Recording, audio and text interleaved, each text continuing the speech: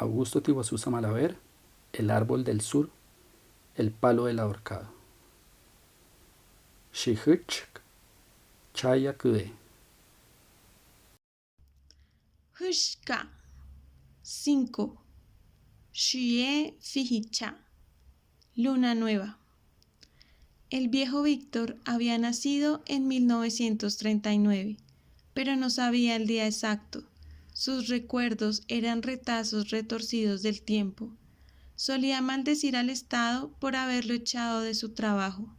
Según él, había trabajado como fogonero del tren que cubría la ruta Tunja-Bogotá. En el 70, después de un altercado con el maquinista, lo despedían con una pequeña indemnización, con la que viajó a Bogotá y compró el lotecito donde vivía desde entonces. El motivo, haber permitido a unos indígenas muisca viajar de Polizones hasta la capital. Víctor se reunía con los niños a contar historias. La pareja ya no le atendía con tanto interés como los nuevos chicos que lo rodeaban en torno a un fuego que prendía atrás de su casa. Una noche de luna llena se veía claramente desde el rancho la silueta del árbol. El contador de historias comenzó su relato.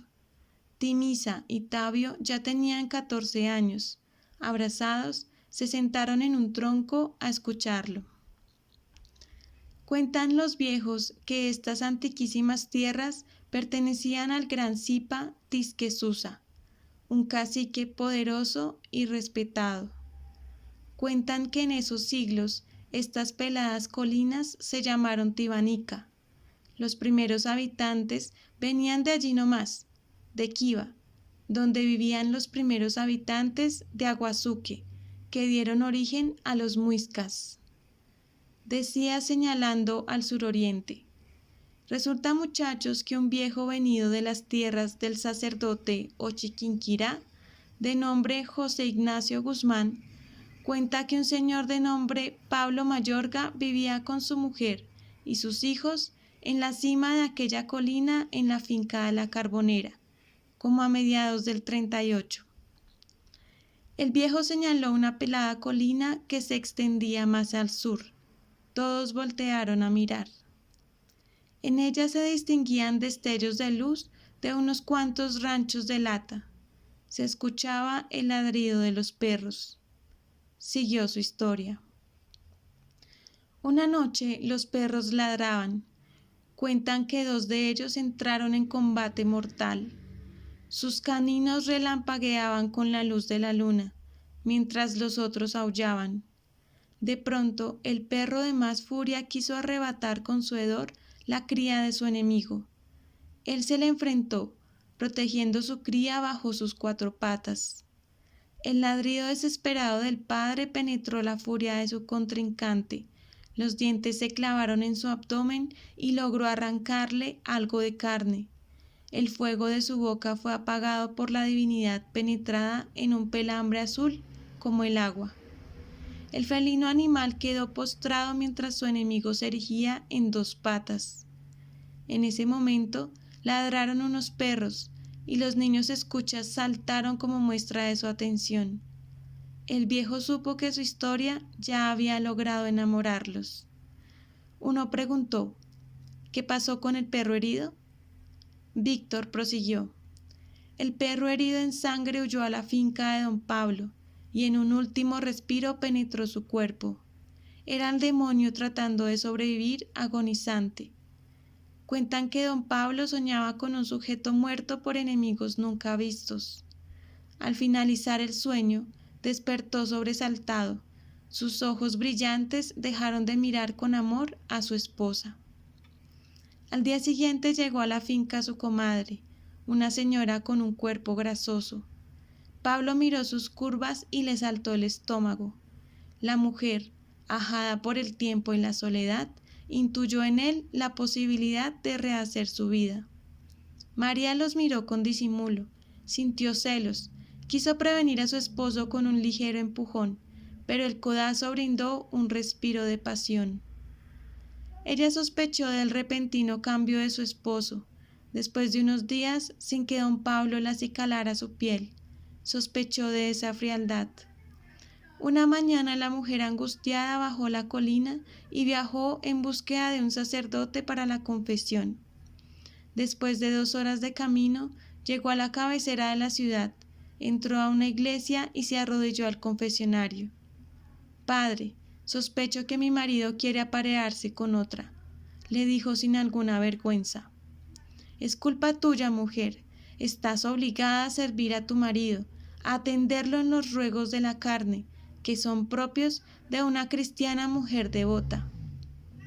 Reza 3 avemarías y confiesa con sinceridad tus pecados, que son los culpables de la desatención de tu marido», le respondió convencido.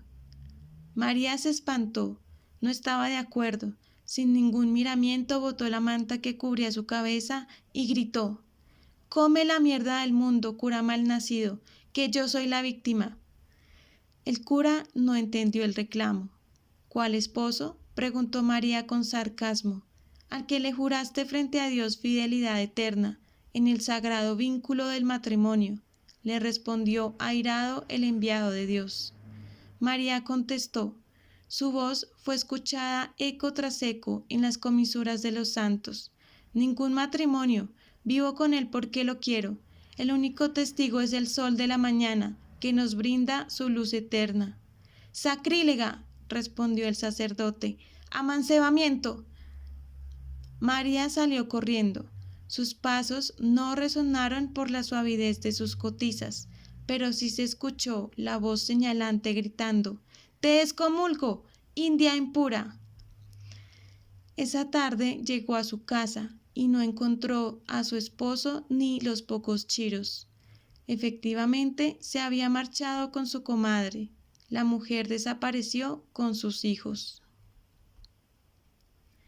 «¿Y luego qué pasó?», preguntó curiosa Timisa. «Pasó que Pablo y su comadre se fueron a vivir en esa colina», lo dijo señalando la silueta del árbol que se perfilaba con claridad. «Construyeron una choza en Bareque y vivieron de la crianza de animales y algunos cultivos que aún la tierra les brindaba. Del buitrón salían bocanadas de humo, como muestra de su enamoramiento. El rumor se esparció por todas las iglesias y también don Pablo fue excomulgado. La gente no se acercaba a ellos por miedo. El cura de Boza en el templete pregonaba: «Los que vivan en concubinato serán descomulgados y serán expulsados de la iglesia, y sus hijos bastardos no serán bautizados». Al 8º mes del amancebamiento se escuchó el ladrido de los perros en la colina. La gente los señaló como culpables. Se cuenta que los perros arrastraban cadenas y a la gente que los escuchaba se les dormía la lengua y aparecían tiesos del espanto. A esas alturas del relato, los niños ya estaban espantados y solo miraban al fuego. Víctor continuó. Una noche, Ernestina salió de su casa vociferando. Víctor se puso de pie y representó la escena. Cerca al fuego gritaba incoherencias y sus ojos brillaban. Timisa se abrazó a su compañero. El contador de historias sacaba la lengua y dejaba salir baba por su boca. Pegó un alarido y con voz ronca dijo: «A Pablo se lo había llevado el putas». Algunos niños salieron corriendo despavoridos. La mano de Timisa apretaba el vientre de Tabio. «Esos son cuentos», dijo Tabio un tanto incrédulo. «¿Verdad pa' Dios, chinos? Si yo me puse a averiguar. Y aunque al principio nadie me lo confirmó, una vez que estuve en una chichería cerca al Tunjuelo, por allá en San Bernardino, en otra mesa estaba un viejo descalzo, de pantalón arremangado y amarrado con una cabulla, con cara de demonio, con sus ropas raídas y su mirada profunda. Yo me fijé en sus piernas que tenían unas inmundas llagas en la piel, así que le pregunté a los paisanos, ¿que quién era? Un paisano se me acercó y me dijo al oído, bien pacitico, dicen que es brujo. El viejo enjuto cabeceó y me miró con esos ojos negros que me helaron la espalda. Y el otro me dijo: se llama Chácara González Chiguazuque. Los niños lo interrumpieron con una risa burlona. ¡Qué nombrecito! Eso es para demandar a los papás, interrumpió uno y todos rieron.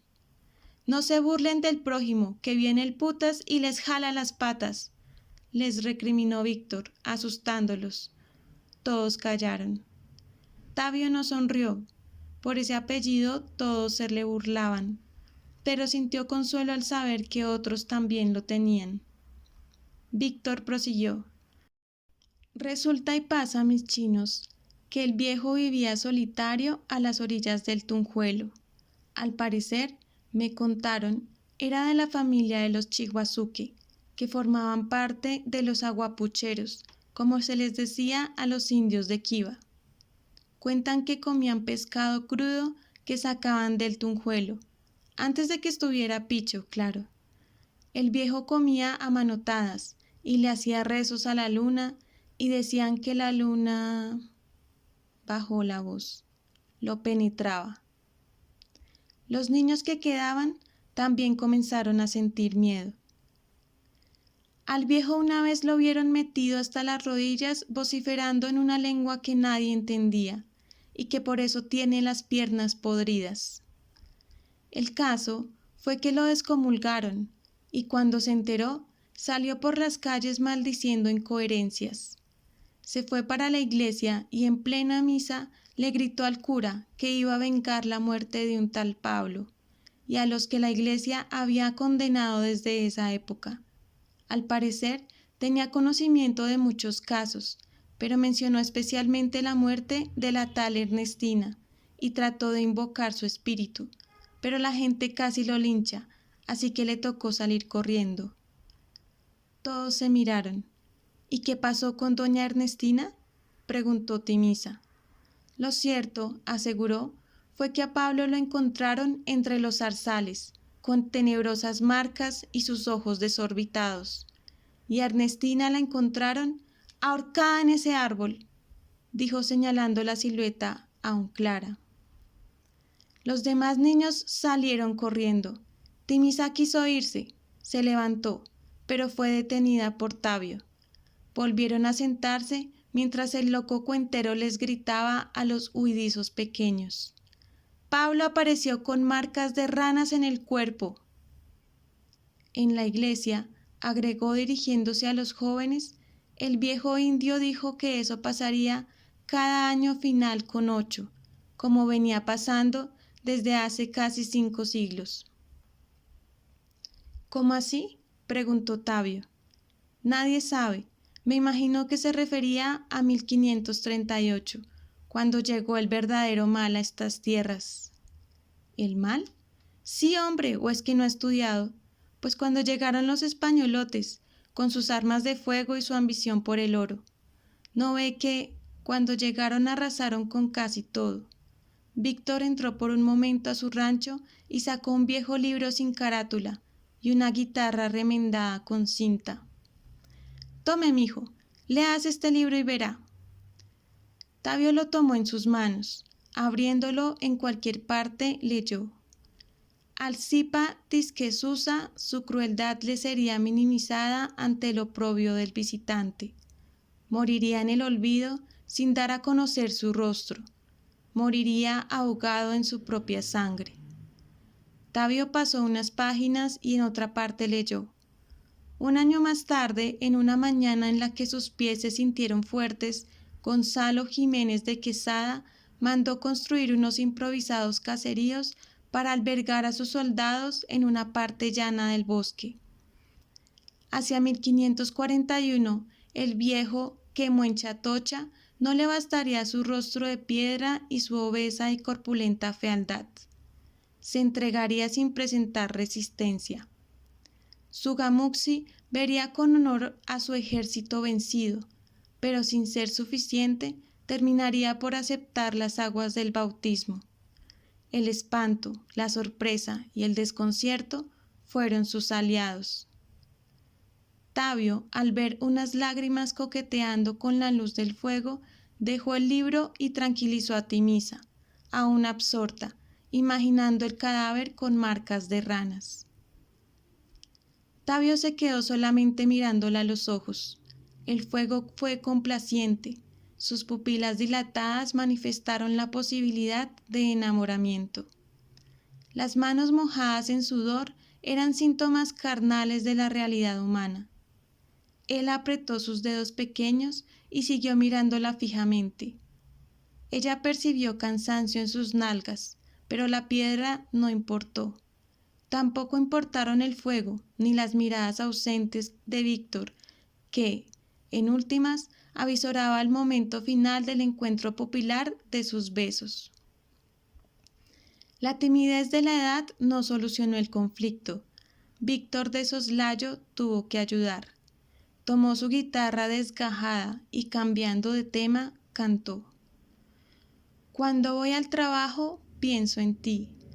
Por las calles del barrio, pienso en ti.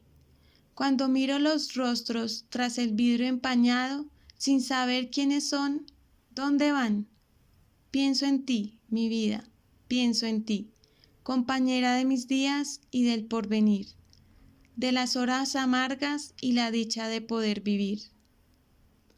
Para ese segundo sus labios se juntaban lentamente, trocando sus dientes como todo primer beso, laborando el comienzo de una historia sin saber el fin. Tabio reconoció en esa canción varias borracheras y discusiones del loco Víctor con don Eusebio. Solo ese viejo loco las cantaba. Cuando el turno termina y la tarde va, estirando su sombra por el tijeral, y al volver de la obra, discutiendo entre amigos, razonando cuestiones de este tiempo y destino. Tabio cantó con él, mientras Timisa sonreía. Pienso en ti, mi vida, pienso en ti, compañera de mis días y del porvenir. Ella se le recostó en el hombro, de las horas amargas y la dicha de poder vivir, laborando el comienzo de una historia sin saber el fin. Timisa, éntrese ya, mire las horas que son, gritaba desde la esquina su madre vestida con una ruana. Tabio, vaya para la casa, su mamá debe estar preocupada. Se pararon asustados sin mirar atrás. Víctor los tranquilizó. Frescos chinos, que no se dio cuenta. Ah, y no se le olvide entregarme el libro. Timisa esgrimió una risa burlona y le respondió. Mejor que le entregue una palita. ¿Una palita?, se preguntó Víctor. Sí, pa' que le eche tierrita. Los dos rieron. Sus manos se soltaron y cada uno entró en su casa, con ese chisporroteo que los adolescentes sienten en el estómago. Víctor entró a su casa. Al colgar su vieja guitarra, vio con nostalgia una pala colgada como recuerdo de su trabajo como fogonero. Suspiró. La acarició como se acaricia una mascota. Cuando muera me la llevo a la tumba, dijo hablándole a la pala. Soquia, Soquia, se dijo a sí mismo. Muy bien, muy bien. Un par de años más tarde, ese primer beso se reafirmó durante una fiesta. Varios invitados se reunieron alrededor de la princesa de vestido rosado y zapatos de charol, quien cumplía sus 15 años, y por quien se ofreció una gran tomata y comilona. Muy de madrugada, aún oscuro, cuando todos estaban ebrios y cansados, recordaron aquellos días de lluvia cuando se reencontraron. Habían pasado 5 años y 3 de noviazgo clandestino, desde la noche con el loco Víctor, que para esa hora aún se encontraba dando vueltas por la casa buscando cunchos de pola. El loco era el cómplice, el que le hacía el cuarto para que se escaparan al viejo árbol. En ocasiones él mismo los acompañaba y les contaba historias. Tabio la tomó de la mano y escaparon sin que nadie se percatara. La llevó a la cima de la colina que colindaba con su casa. Juntos bajo el árbol se extasiaron ante la vista nocturnal de la ciudad a esperar el amanecer. El frío cómplice los acercó sellando el primer amor de adolescentes. Ella selló el pacto entregándole una piedra con una silueta de una rana que conservaba desde muy niña. En ella te entrego el alma, le dijo enamorada. Su familia nunca iba a estar de acuerdo, pero esa noche el amor llegó desde la infancia a posarse suave sobre sus labios. Pocos años más tarde, esos mismos días de abril fueron de sobrecogedora angustia para el barrio. Las causas siempre fueron inciertas, pero la gente terminó aprobando la versión del periódico que parecía coagularse con sus contenidos. Las causas no se han establecido con exactitud. Eran muy jóvenes. Las autoridades calculan que si acaso tenían 18 años. Los sangrientos hechos ocurrieron a la medianoche del 23 de abril de 1988. En la marginal zona de Ciudad Bolívar, conocida con el nombre del Palo del Ahorcado, un único árbol de eucalipto ubicado en la cima de una montaña en el sector de Potosí. Según la declaración de una vecina, las familias entraron en conflicto desde que se enteraron de la relación, a la que siempre se opusieron.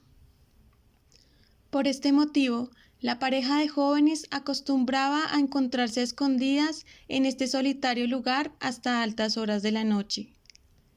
Según la versión de la fiscalía, los jóvenes llegaron al lugar luego de salir de una fiesta y fueron sorprendidos por 5 individuos armados. A juzgar por sus heridas, el joven Tabio Chihuazuque Guataqui, de 18 años, intentó oponer resistencia, por lo cual fue reducido a golpes y amarrado a un árbol con los cordones de sus zapatillas de marca Nike. Los individuos procedieron a violar a la joven Timisa Ramírez Guataqui en presencia de su novio. Finalmente, la joven fue degollada en un macabro acto por uno de los delincuentes. El joven, horas más tarde, logró desatarse y con sus mismos cordones se ahorcó en una de las ramas del árbol.